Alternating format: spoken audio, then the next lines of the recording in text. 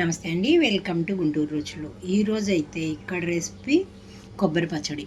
కొబ్బరి పచ్చడే కానీ ఇందులో ఉల్లిపాయలు, పచ్చిమిరపకాయ తొలకలు, టమాటా తొక్కలు కూడా కలుస్తున్నాయి కదా. ఈ విధంగా ట్రై చేయండి. పచ్చి కొబ్బరి ఉంటే సూపర్గా ఉంటుంది. టేస్ట్ అయితే అస్సలు చెప్పే పని లేదు. రైస్ కాంబినేషన్తో వైట్ రైస్లోకి బాగుంటుంది. అంతేకాదు దోశల్లోకి, ఊతప్పం, పునుగు, బొండాల్లోకి కూడా సూపర్ కాంబినేషన్. పంటి కింద పచ్చిగా ఉన్న ఉల్లిపాయ ముక్కలు తగులుతూ ఉంటే ఇంకా అసలు అన్నం ఎంత టేస్ట్ అనిపిస్తుందో ఒకసారి ఆలోచించి చూడండి.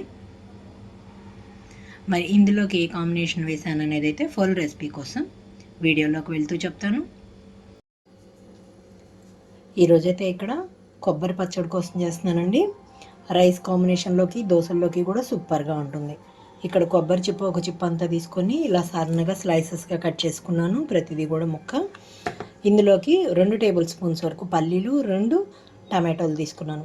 పచ్చిమిరపకాయలు, మంటగా ఉన్న కాయలు 4, మంట లేనివి ఒక 4 తీసుకున్నాను. కొంచెం పుదీనా, చివరిలో కలుపుకోవడానికి కొద్దిగా కొత్తిమీర తీసుకున్నాను. మరి మిగిలిన ఇంగ్రీడియంట్స్ అన్నీ వీడియో చేస్తూ చెప్తాను. ఇక్కడైతే స్టవ్ ఆన్ చేసి పాన్ పెట్టుకున్నాను.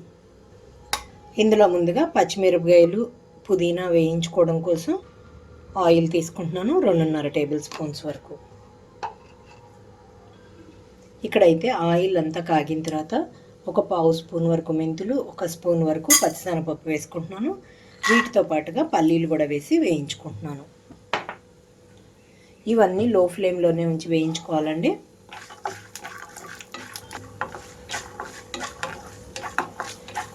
ఇక్కడ చూడండి, ఇవన్నీ కూడా కలర్ మారేటప్పుడు ఒక ప్లేట్లోకి తీసేసుకుంటున్నాను. ఇంకా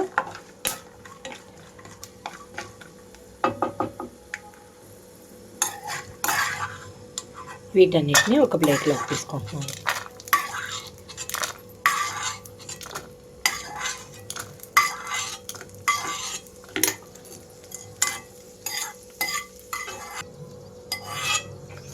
కొంచెం ఆరనిస్తున్నాను వీటిని. ఇప్పుడు ఇందులోకి పచ్చిమిరపకాయలన్నీ వేసేస్తున్నాను.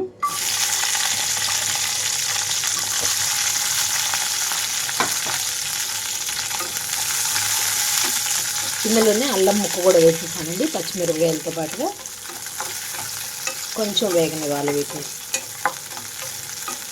2 నిమిషాల పాటు వేగనిస్తున్నాను. ఇక్కడ చూడండి, పచ్చిమిరపకాయలు అన్నీ వేగిపోయినాయి కదా. ఇవి కూడా ఒక ప్లేట్లోకి తీసేసుకుంటున్నాను.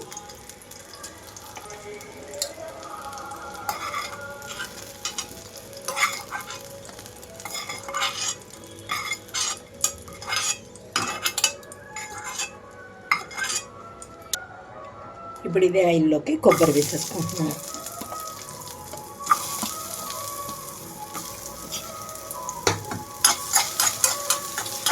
రెండు నిమిషాల పాటు కొబ్బరి వేయించుకోవాలి.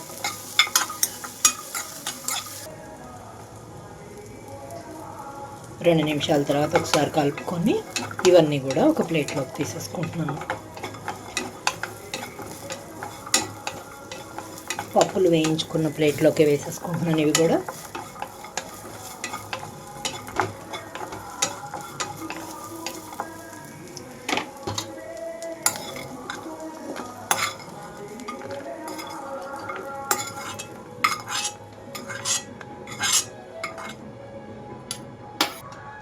ఇందులోకి 1 టేబుల్ స్పూన్ వరకు ఆయిల్ అయితే వేసుకుంటున్నాను. ఇందులోకి పుదీనా అలాగే టమాటా కూడా వేసేసుకుంటున్నాను.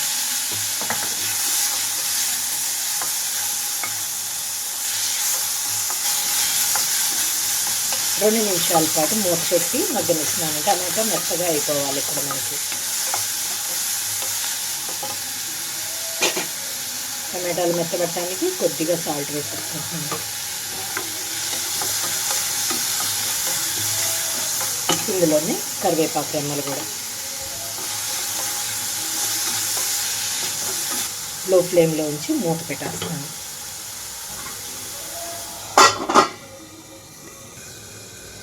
మూత తీస్తున్నాను. ఇక్కడ టమాటో కూడా మెత్తగా తోలంతా ఊడిపోయేలాగా అయిపోయింది కదా. ఇంకా స్టవ్ ఆఫ్ చేసేసి అన్నీ ఆరబెట్టుకుంటున్నాను. మొత్తం ఆరిన తర్వాతనే మిక్సీ వేసుకోవాలి. ఇప్పుడైతే ముందుగా మిక్సీ జార్ అయితే తీసుకున్నాను. ఇందులోకి జీలకర్ర, అలాగే కొద్దిగా చింతపండు, దీంతో పాటుగా కొబ్బరి, పచ్చిశనగపప్పు, పల్లీలు మొత్తం కూడా వేసి గ్రైండ్ చేస్తున్నాను. ఇందులోనే రుచికి తగినట్లుగా సాల్ట్ కూడా వేసేస్తున్నాను.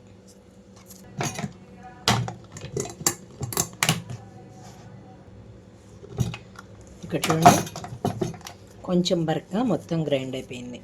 ఇప్పుడు ఇందులోకి టమాటో, అలాగే పుదీనా, కరివేపాకు వేయించుకున్నాం కదా, అది మొత్తం కూడా వేసేసుకుంటున్నాను. ఇందులోకి ఎక్కువ వాటర్ వేయకుండా కొంచెంగా వాటర్ అయితే టమాటో వేయించుకున్న పాన్లోకి వేసి 2 స్పూన్ల వరకు ఇందులోకి అయితే వేస్తున్నాను. మూత పెట్టి గ్రైండ్ చేస్తున్నాను. గ్రైండ్ చేయబోయే ముందే ఇందులోకి పచ్చిమిరపకాయలు అసలు వేయలేదు కదా, పచ్చిమిరపకాయలు కూడా వేస్తున్నాను. పచ్చిమిరపకాయలు చివరిలో ఎందుకు వేస్తున్నానంటే కొంచెం కొంచెం చితపలుగా గ్రైండ్ అవుతుంది. చివరిలో అయితే పంట కింద తగులుతూ సూపర్గా ఉంటుంది. చూడండి, అక్కడక్కడ పుదీనా, టమాటో తొలకలు, పచ్చిమిరపకాయ తొలకలతో పచ్చడి రెడీ అయిపోయింది, కొబ్బరి పచ్చడి. మరి చివరిగా అయితే నేను తాలింపు అయితే పెట్టకుండా కొత్తిమీర కట్ చేసి ఇందులో కలుపుకుంటున్నాను. మీరు కావాలనుకుంటే ఇందులోకి ఉల్లిపాయలు కూడా చిన్న ముక్కలుగా కట్ చేసి కలుపుకోవచ్చు. కడిగి పెట్టుకున్న కొత్తిమీరని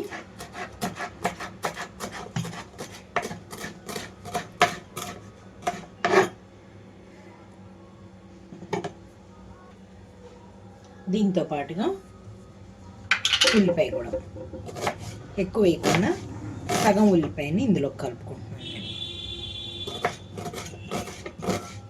మీకు పచ్చడి ఘాటుగా ఉన్నా కూడా ఇలా ఉల్లిపాయ కలుపుకోవడం వలన కొంచెం మంట కూడా తగ్గుతుంది.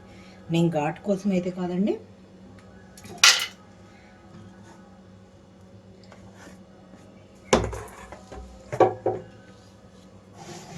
మొత్తం కూడా ఒకసారి కలుపుకుంటున్నాను. చేత్తోనే కలిపేస్తున్నాను. ఇంకా సర్వింగ్ బౌల్లోకి అయితే తీసేసుకుంటున్నాను. చూసారు కదా, చట్నీ రెడీ అయిపోయింది. మరి ఇంకెందుకు ఆలస్యం, మీరు కూడా ట్రై చేసి చూడండి. మీరు మీ ఒపీనియన్ అయితే కామెంట్ బాక్స్లో పెట్టండి. అలాగే మీలో ఎవరైనా మా వీడియో ఫస్ట్ టైం కానీ చూస్తున్నట్లయితే ప్లీజ్ మా ఛానల్ని సబ్స్క్రైబ్ చేయండి. అలాగే మా వీడియోస్ని లైక్ చేస్తూ షేర్ చేయండి.